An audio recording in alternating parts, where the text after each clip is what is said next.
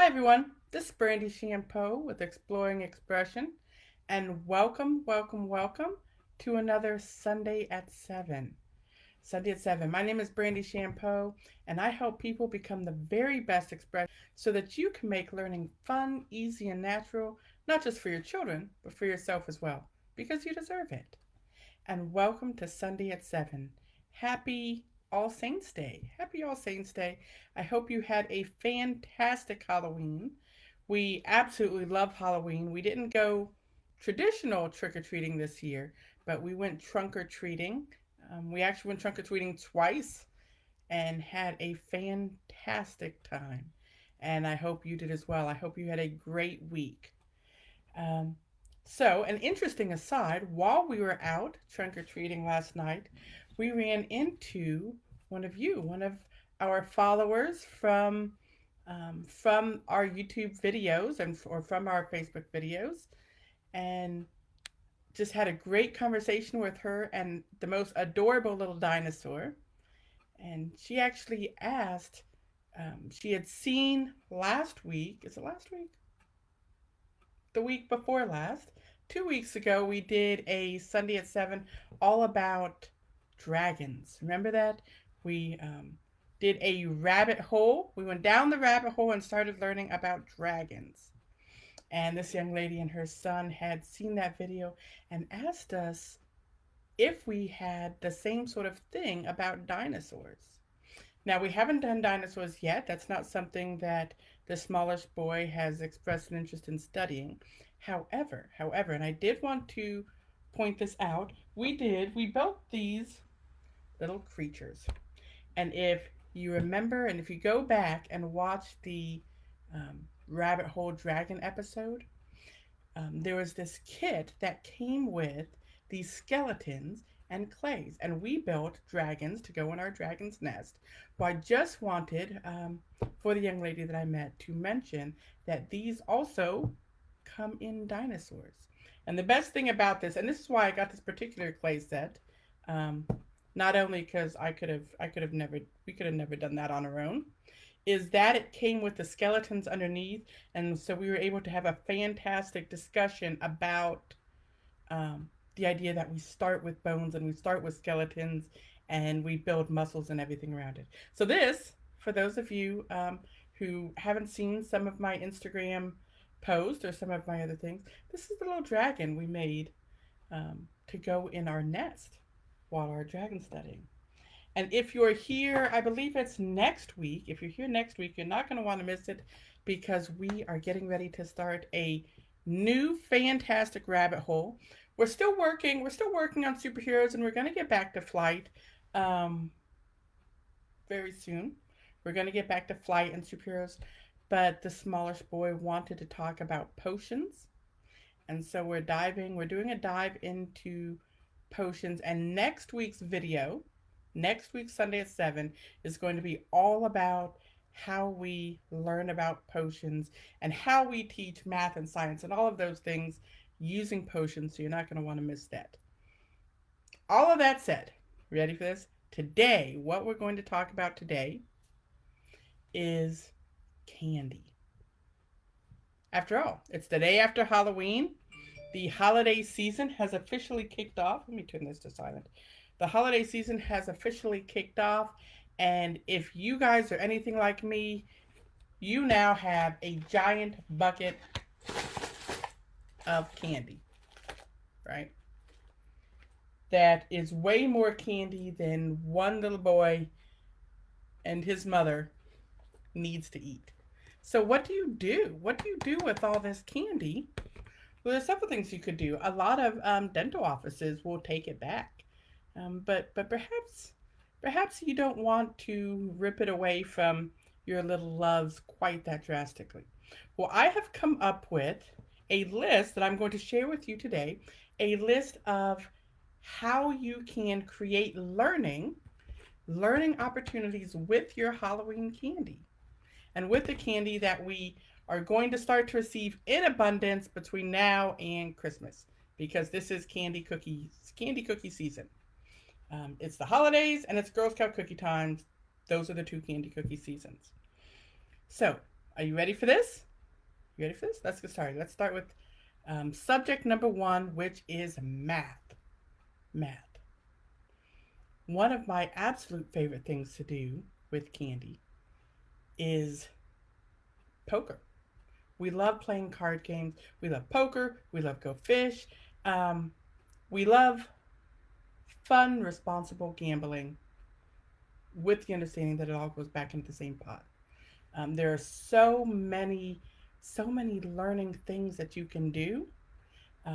Counting and adding and logic and strategy that you can do with a good card, with a good hand of Texas Hold'em, even with my 7-year-old who is fantastic at draw poker.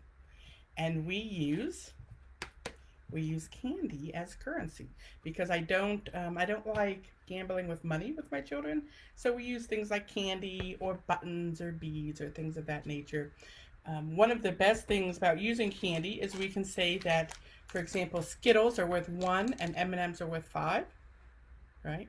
And so we can talk about substitutions and ratios and equalities and things of that nature, right? Also, with math, I have these books, and I don't even remember where I got these books, but I stumbled upon them, and they're fantastic.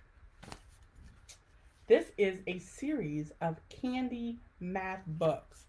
So we have, and I pull these out, I've had these a couple of years now, and we pull them out religiously after every Halloween and just go through them again because they're fantastic. And even if your kids are past that stage in their education, refreshers, refreshers, refreshers, refreshers. This is how you build your math fluency. So we have like Skittles, Riddles math. We have Hershey's Kisses, multiplication and division. We love that one.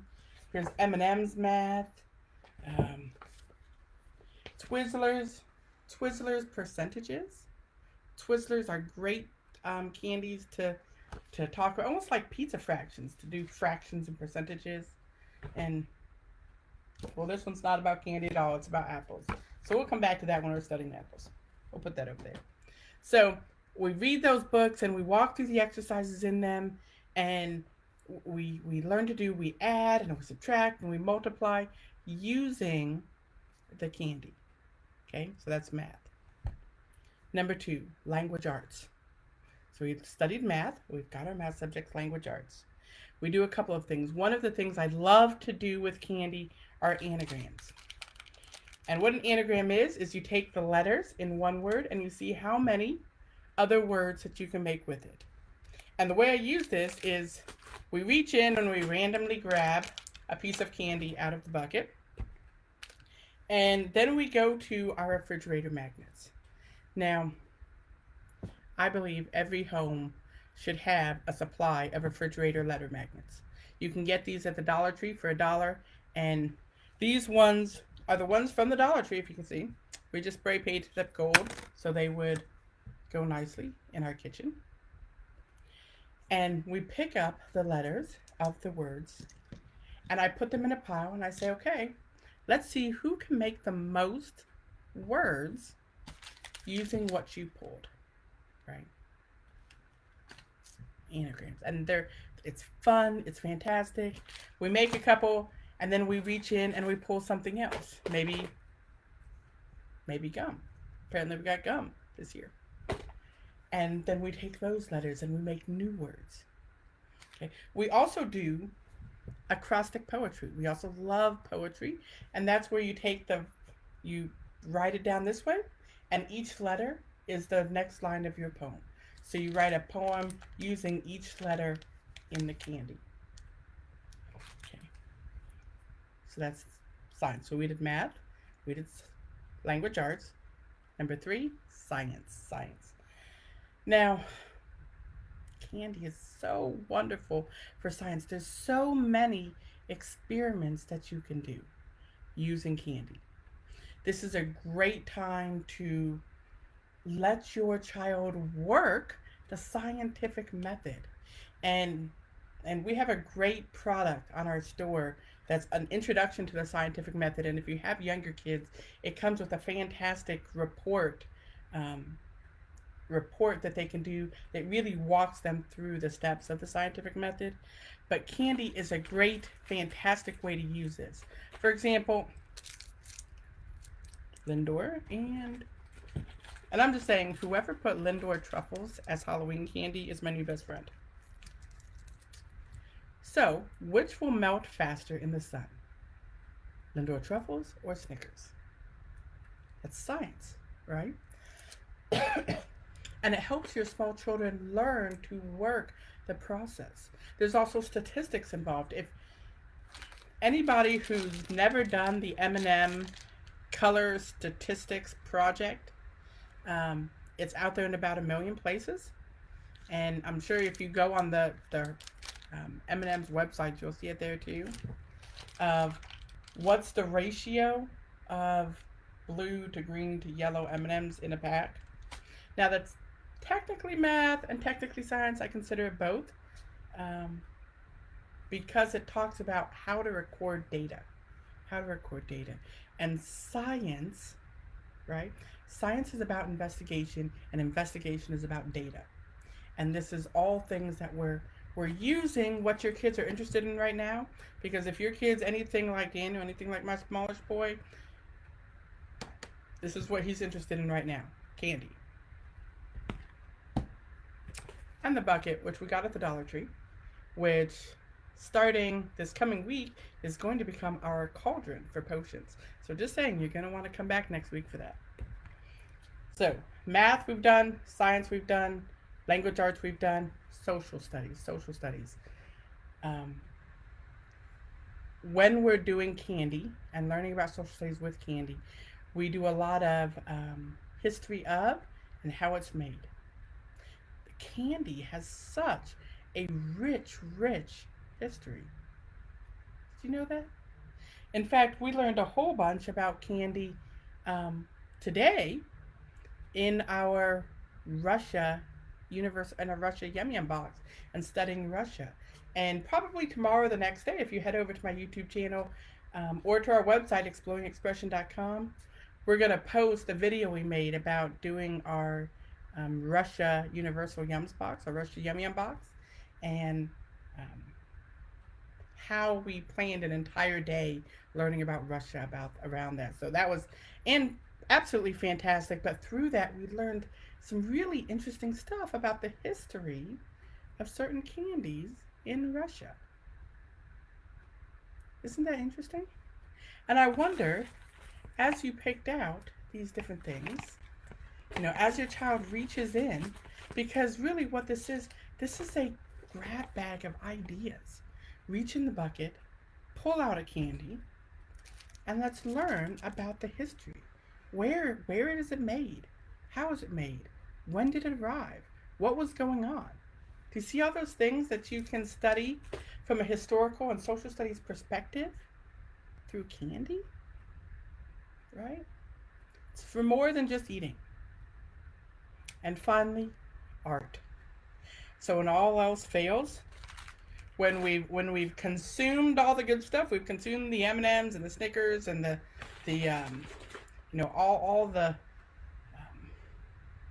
all the A-level candy, and we're left with just a bucket of sugar, right? We make art. We make art. We get a big poster board, right? Get yourself a poster board or one of those canvases. You can pick up those canvases at the dollar store. Dump the candy out. Give them some markers or some paints and some glue, and let them loose. You'll be amazed at what your children create. Because candy can be fun and educational. It's not just about the sugar rush. It's about learning. It's about discovering. It's about discovering with your children. Keeping the magic, keeping the wonder of this candy explosion that is Halloween and that is the holiday season, and extending that to a to a full educational experience. As you can see, we covered math, language arts, science, social studies, art. We did some history.